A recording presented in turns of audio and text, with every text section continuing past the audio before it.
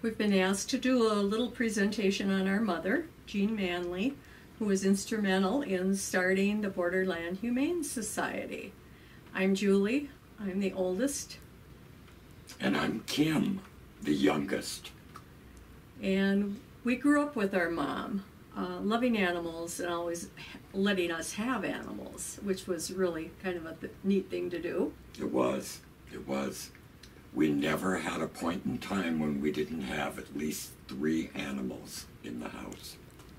Usually 2 dogs and a cat. Always a cat. Mom was an interesting lady. She was this feisty little Scottish gal, and we never knew what she was going to do, but she did have a very good temper, and she was very good at discovering good homes for the animals that she was contacted about needing homes. I think she could talk anybody into taking one of the animals, and she would do follow-up on them to make sure, like even 3 years later, you know, she wanted to make sure that that animal had been in a good home during this period of time. That's right, she did. You can tell about some of the investigations she had. My mother would go on investigations with law enforcement officials, many times with the sheriff or deputies, and a vehicle would pull up in front and off she would go with her purse, her pen, and a can of hairspray. And a can of hairspray, because she didn't have a can of mace in case it would be necessary, which would crack me up. Mom, what are you going to do with that? I don't think that's going to hold off too many people. But it apparently did. Julie knows one time that somebody actually pulled a gun on her on an investigation that she and a police officer were on. And she said, put that away. And they did. You would hear things from her that you would not believe she would encounter. She was still doing investigations up to her late 80s, and she was in very fine physical shape, and off she would go to do them. She loved the animals. It was interesting after she passed away that I would come home here to the house from Grand Rapids and would go upstairs to check the phone to see what messages had been left. And, you know, years after she had passed away, there would still be messages. This is for Jean Manley, and I have a cat, and I'm wondering if you could find a home for it. Well, my brother would just kind of giggle and say, well, that would have made her probably about 107 years old. But right, and I would tell that because even to today, I still get phone calls for animal-related concerns. And I say, do you, and I just make up a number. No, she isn't around. She would be 140 now. And, and then you think, there's a long pause when it sinks in what this person just said. Oh, sorry. Click. She just loved animals. You know, I think she cared more for animals than a lot of people. Right. And she was just so interesting. She would take notes, and after she passed away, we threw away the steno books that had notes all the way back to the beginning of the calls she'd received, how she had acted on the calls, what the animal was, the age, etc. She had a beautiful, beautiful radio show, and I even had people from Grand Rapids that would come up here for shutdowns in the mill say to me, I heard your mom on the radio the other day. Or she wrote a very beautiful, beautiful column in the newspaper, Animal Talk. Interesting and extremely informational, not just a listing of animals that were available for adoption, but just care of certain animals and... No typos, beautiful, beautiful Nothing. Wording of everything. Yes. She was an English major and you could tell it. But we were proud of her. I think she would be so happy now to see that there's a decent shelter. I think this was her goal, And I know she would go before the council every year and basically beg for money. Right, seeking funding. And it was very difficult and hard work to get it back then. And that goes back as far as 1973. And the Minnesota State Director for the Humane Societies for the state came up when Borderland Humane Society first began. Wonderful, wonderful woman, Ruth DeShane, and was so proud of the group of people that were involved and how hard they were working. And Mom did kind of pay it back because she came down to the Grand Rapids area by invitation and helped them to start the facility that they have down there. And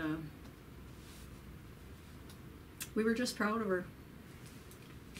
I keep thinking of the times that I would call here and she would say, "Nope, I'm out on an investigation. Have to call back. Nope, I've got to give my program, my radio show. Nope, I'm off to do this." She just kept going. She just kept going. And, you know, I guess we were fortunate that her love for animals really passed over to us. And my dad loved animals also, particularly horses. So quite often on the investigations, if they were horse related, she would take my father out there who had ridden horses in the service prior to World War II. And so he was very familiar with how they should be kept, how they should look. And so off the two of them would go to do the large animal investigations. I guess that's what I remember the most. Right. Everything that you said is right on the mark.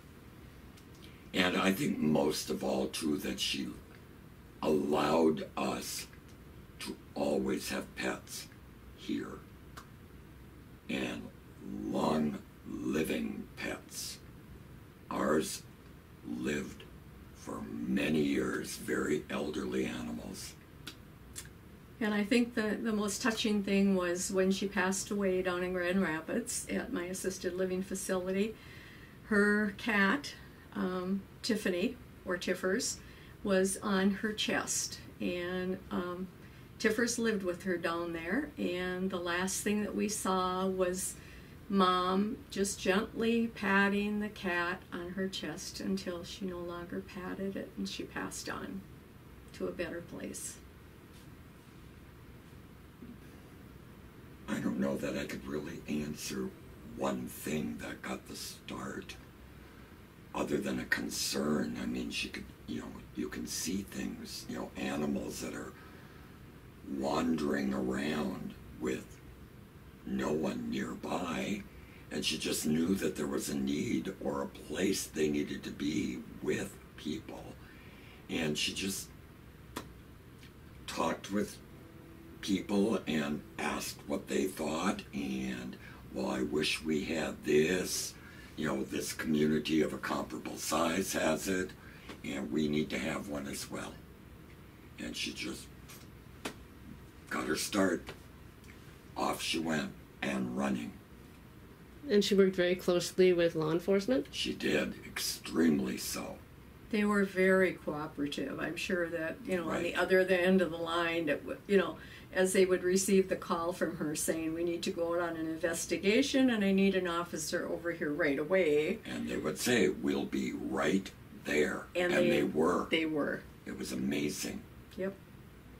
Really amazing.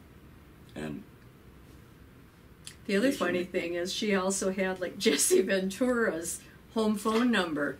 And if there was something that was animal related that she thought he could possibly help with, she would be on the phone with him. And he became a pretty good friend of hers, which is kind of funny. it is. I can't talk. I'm on the other line talking to the governor.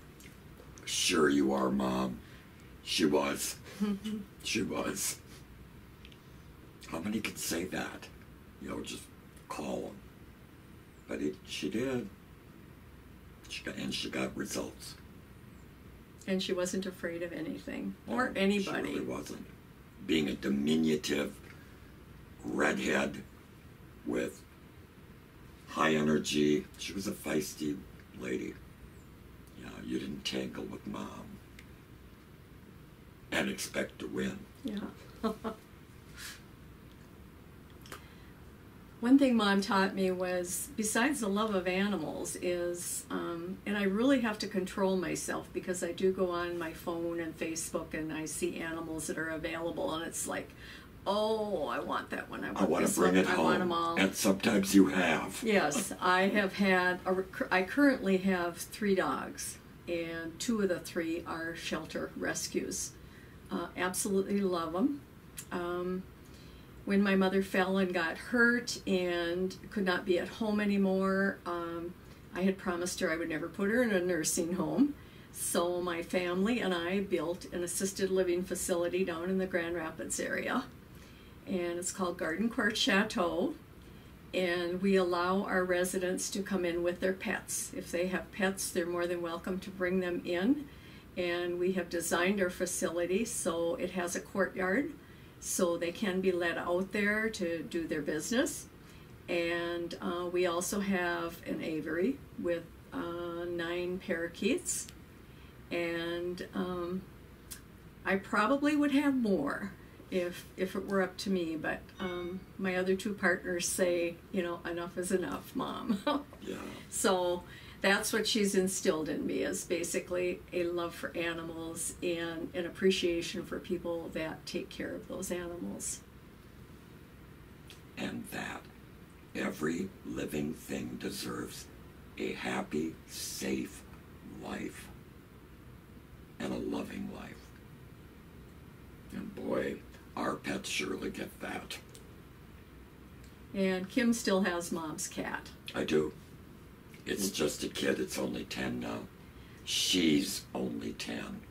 But when Mom died, Kim took her cat to Chicago with him and had a variety of friends. So whenever he was out on a flight for American Airlines, these people would come in and they would play for hours with the cat. So the cat was not alone very much. And then when Kim retired and moved back into International Falls to Mom's house, of course, Tiffany returned home.